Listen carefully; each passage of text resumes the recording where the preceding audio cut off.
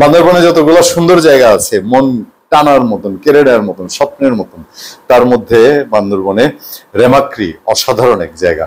বুঝছেন, যারা যান নাই কোনোদিন তাদের লোভ দেখানোর জন্য বলছি। ও সাবজেক্ট তো আমাদের আলাদা। আচ্ছা, না রেমাক্রির গল্প না বললে হয় না। মানে এতবার গিয়েছি, এত টেনেছে সেই থানচি থেকে রেমাক্রির দিকে যাওয়া, কি অ্যাডভেঞ্চার, কি দুর্দান্ত ট্যুর।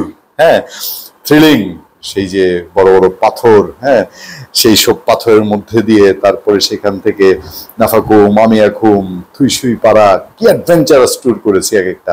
একবার গলা পানিতে নামতে হয়, তারপরে আবার জঙ্গল দিয়ে, পাহাড় দিয়ে, একবার পথা দিয়ে ফেলেছিলাম জানেন, পদ্মমুখ ঝর্ণা। রাত 8:30টার সময় এইটুক পানি গিরিখাতের উপর দিয়ে এসেছি। মনে পড়লো কোথায় জানেন, আরাকান আর্মি তখনও দেখেছি। আরাকান আর্মি আমরা যখন রেমাক্রি থেকে যেতাম নাফাকুমের দিকে, অনেকটা জায়গা পায়ে হেঁটে যেতে হয়। আমরা দেখতাম পাশে তাদের জিনিসপত্র শস্ত্র নিয়ে আরাকান আর্মি বসে আছে। এটা আওয়ামী লীগ গভর্নমেন্টের সময় বুঝছি। আরাকান আর্মি বসে থাকতো এবং ওপেনলি বসে থাকতো, তারা টুরিস্টদের কিছু বলতো না। পরে শুনেছি যে প্রশাসনের সঙ্গে একটা আন্ডারস্ট্যান্ডিং আছে, আরাকান আর্মি এই সাইডে থাকবে, কাউকে কিছু বলবে না। বিভিন্ন পাড়ায় তারা চাঁদাবাজি করে, বিভিন্ন পাড়ার সঙ্গে তাদের যোগাযোগ থাকে, বাঙালি টুরিস্টদের যেন কিছু না বলে, আর তাদেরকেও আমাদের প্রশাসন কিছু বলবে না। এরকম একটা আন্ডারস্ট্যান্ডিং দীর্ঘদিন ধরে আরাকান আর্মির সঙ্গে চলছে। তো এবার অন্তর্বর্তীকালীন সরকার এসছে। অন্তর্বর্তীকালীন সরকার আসার পরে জাতিসংঘ মহাসচিব আসলেন, বলা হলো যে মিয়ানমারকে করিডোর দেওয়া হচ্ছে বাংলাদেশ থেকে। বলা হয়েছে না, বর্মা অ্যাক্ট, আমপুনিয়ার খোঁজ চোখ বুলিয়ে দেখবেন, আমরা এর আগে বছর দেড়েক আগে পুনিয়ার খোঁজে সেই আমেরিকার বর্মা অ্যাক্ট নিয়ে তুলেছি। সেই বর্মা অ্যাক্টের একটা শর্ত আছে এখানে, এই করিডোরের। বাংলাদেশের ক্ষমতা অদল বদলের সাথে এর কোনো সম্পর্ক আছে কিনা।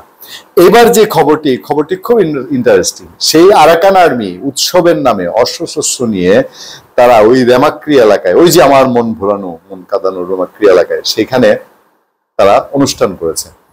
অনেকদিন আগে রেমাক্রি গিয়েছি, তিন বছর হয়ে যাবে। 3 বছরের মধ্যে আর যাওয়ার সুযোগ হয়নি। দু তিন বছর আগে আবার যাবো, রিসেন্টলি যাবো। ওই এলাকায় যাওয়ার ইচ্ছা আছে, কেউ না করলেও যাবো। হ্যাঁ, যাই, মন টানে। বাংলাদেশের সীমানায় আরাকান আর্মি আসা হুমকি ও উদ্বেগজনক, এমন ভাবে বলছেন নেতারা, এমন ভাবে শুনছেন উপদেষ্টারা, যেন এটা নতুন খবর। খবরটা দেখেন, গত 16-17 এপ্রিল ইউনিফর্ম ও অস্ত্রধারী আরাকান আর্মি বাংলাদেশের সার্বভৌম সীমা লঙ্ঘন করার ঘটনার তীব্র নিন্দা ও প্রতিবাদ জানিয়েছে জামাত ইসলামী সেক্রেটারি জেনারেল অধ্যাপক মিয়া গোলাম পারোয়ার। তারা গণমাধ্যমে পাঠানো বিবৃতিতে, জামাতে ইসলামী তাদের তো অনেক উইং আছে, তারা আগে জানতো না এটা? অন্তর্বর্তীকালীন সরকার আগে জানতো না আরাকান আর্মির সীমা লঙ্ঘন করে এসছে? আরাকান আর্মির ওষুধপত্র, নিত্য নৈমিত্তিক খাবার দাবার কোথা থেকে যায়? সবগুলো বাংলাদেশের মূল ভূখণ্ড থেকে যায়। এবং সেই সাপোর্ট কে দেয়? সবসময় এই সাপোর্ট দেওয়া হচ্ছে। এখন চ্যালেঞ্জ করার জায়গা কোথায়? কারণ এগুলো আমরা আমাদের নিজেদের নিরাপত্তা বাহিনীকে আমরা কখনো হেয় করি না। হ্যাঁ, তাদের সন্ত্রাসী কর্মকাণ্ড প্রতিরোধ করা হয়, কিন্তু কখনো কখনো টেকনিক্যালি, কৌশলগতভাবে সন্ত্রাসী গ্রুপগুলোকে হাতে রাখা বা তাদেরকে মেনটেন করা, তারা যেন অতি ডেসপারেট না হয়, সেটাও তো করা হয়। যাই হোক, অধ্যাপক মিয়া গোলাম পারোয়ার বলেন, 16-17 এপ্রিল ইউনিফর্ম অস্ত্রধারী আরাকান আর্মি বাংলাদেশে সার্বভৌম সীমা লঙ্ঘন করে বান্দরবন জেলার থানচি উপজেলায় তিন্দু ইউনিয়নের রেমাক্রি মুখ এলাকায় বাংলাদেশের 10 কিলোমিটার ভেতরে অনুপ্রবেশ করে স্থানীয় উপজাতিদের নিয়ে জলকেলি উৎসব পালন করার ঘটনায় আমরা তীব্র নিন্দা ও প্রতিবাদ জানাচ্ছি। এর মধ্যে জানেন যে আদিবাসীদের বিজু উৎসব, বৈশাখী উৎসব, সেগুলো গেছে।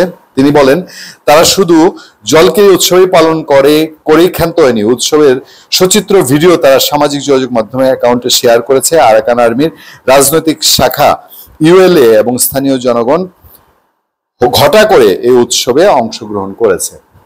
আমার কাছে খুব ইন্টারেস্টিং লেগেছে এই আরাকান আর্মির এই জলকেলি অনুষ্ঠানটা। এটা একটা নতুন সিগনিফিকেন্ট ঘটনা। ওই যে আমি উদাহরণ দিয়ে বললাম যে আমরাই গিয়ে দেখেছি আওয়ামী লীগ গভর্নমেন্টের সময়, তারা ছিল, কিন্তু এই ধরনের উৎসব অতীতে হয়নি। এখন মিয়ানমারের সাথে আমাদের মিয়ানমারে আরাকান স্টেট হয়ে যাওয়ার মতন একটা অবস্থা, বিদ্রোহীরা বিশাল অংশ দখল করে নিয়েছে, বিদ্রোহীদের বিশাল অংশের জয় জয়াকার। বাংলাদেশের দিক থেকে বলা হচ্ছে রোহিঙ্গাদের ফেরত নেওয়ার মতো প্রেক্ষাপট হচ্ছে।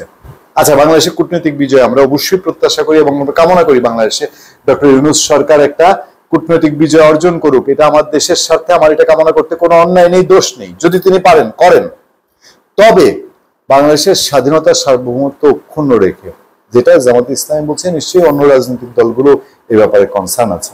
ধন্যবাদ সবাইকে, ভালো থাকবেন, সুস্থ থাকবেন, সত্য করুণা এবং সহনশীলতার সাথে আপনাদের সাথে আমি আতিক রহমান।